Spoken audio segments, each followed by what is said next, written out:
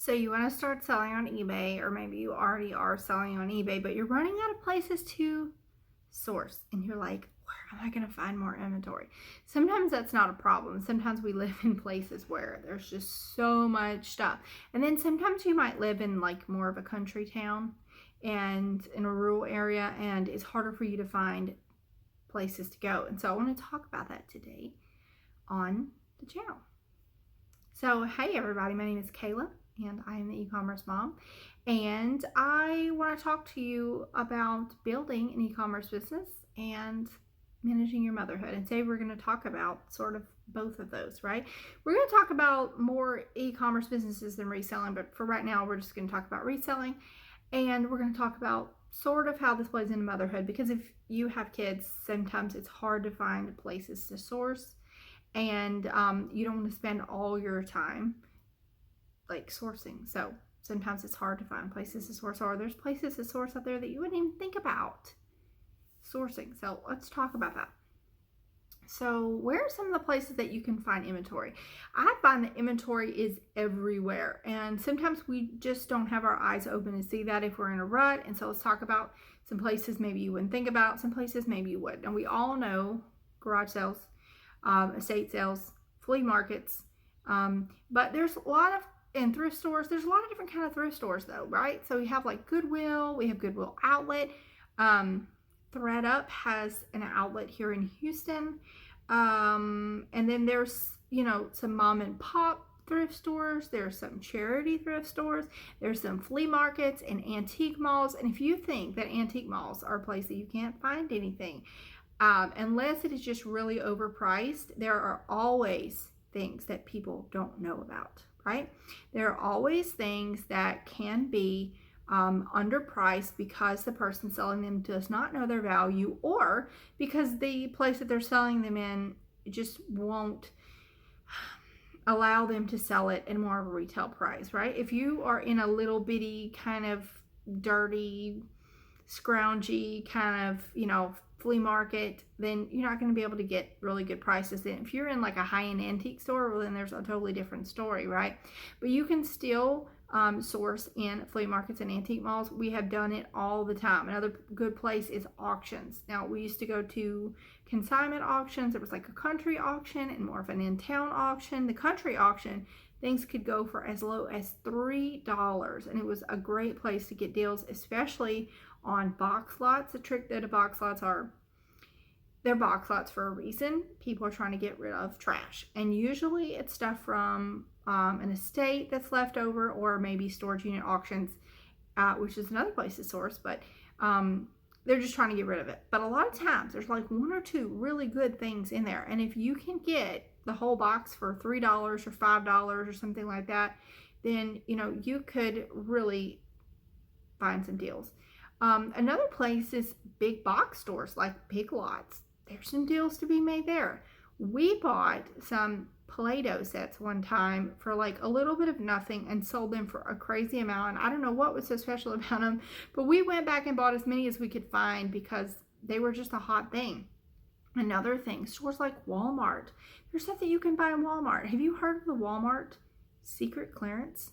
Not everybody knows about the Walmart secret clearance. It's really not a secret, but what it is everything in Walmart is not, and this probably happens in Target and other stores too, but everything is not marked down.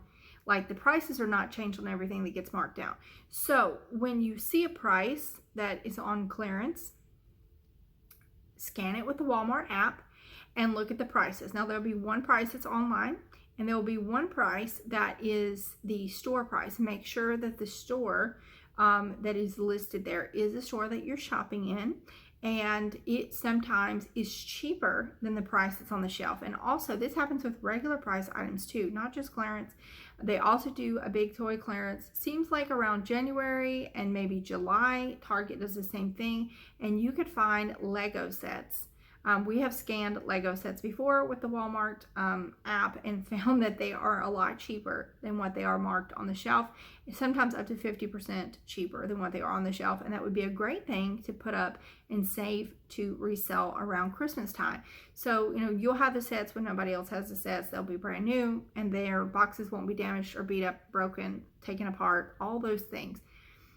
But that is another really good way to find things. It's a great way to find things for yourself too. So just always scan that clearance. Now remember too though, if you're buying it on clearance and trying to resell it, a lot of other people are buying it on clearance and trying to resell it too. So, it might be a better thing where you could probably buy and hold certain items than maybe sell them then. If you kind of have a gut feeling that they are going to be popular later or that you'll be able to sell them later. Lego is one of those things that never goes out of style, so that would be a safe thing to do. But don't sink a lot of money into something that everybody else is sinking money into and then not be able to get rid of it. But that is another great way to source for Amazon as well if you're an Amazon seller. But other stores like Dirt Cheap, and there are more other liquidation stores. That's the one I'm thinking of at the moment. We have thrift stores, retail stores, go to stores like Marshall's and Ross. Those stores you may have to pay up a little bit more for, but you can still resell the clothing there and other things. And it's still maybe something that you need to buy and hold, but just think, if they're clearancing swimsuits, people need swimsuits year round because there's people that live in places like Florida where it's hot year round, or Texas where it's hot year round. You might be able to get in the pool year round, or maybe someone's going to Mexico or somewhere else warm like that on a cruise. And how are they going to find a swimsuit in the store when it's out of season? They're not going to be able to, so they're going to go somewhere online and find a swimsuit. And also too, if they have that wonderful swimsuit that they've had, or that brand that they love and that particular fit, and theirs is worn out, they're going to go try to find that again or find something very similar online. So it doesn't really matter if it's a little bit older. But another thing too, network, talk to people. People will let you know about things. If you make some friends out there, generally make friends. Don't be sleazy about it. Generally make friends and talk to people out there. And, not everybody buys everything. We had a friend that only buys books and records when we lived in Louisiana. And he would call us and say, hey, so-and-so's having an estate sale preview for pickers. Would you like to come? I'm going. And there was a lady that would let the people that she knew in the area that were pickers come pick over the estate sale before she actually made it live for the public. So there's a lot of ways that you can build relationships, or people say, I know that you like to buy so-and-so has these for sale. There's just a lot of ways to network and let people know what you buy, and you will be able to buy a lot that way too. I don't know how many homes we've gone through, or barns or other places, and been able to pick through because someone let us know, because someone knew what we bought. Now, we don't have that network here because we haven't been here long enough, but we did in Louisiana because we picked there for about 8 years. And some of the people were people we knew from the community. They weren't even people that we knew from the picker community. Like one guy was a guy that we went to church with. So, you just never know what might happen, who might present an opportunity for you. But just think about it.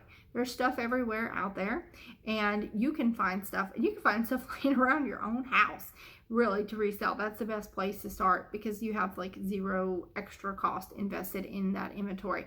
Now, I'm going to tell you, I have a blog post all about 20 places to go find inventory, and I'm going to leave that in the description below. Please go check that out, because not only do I have the post about the 20 places that you can source, there's also a ribbon at the top, and it is for a list of 100 things that you can buy and sell for profit.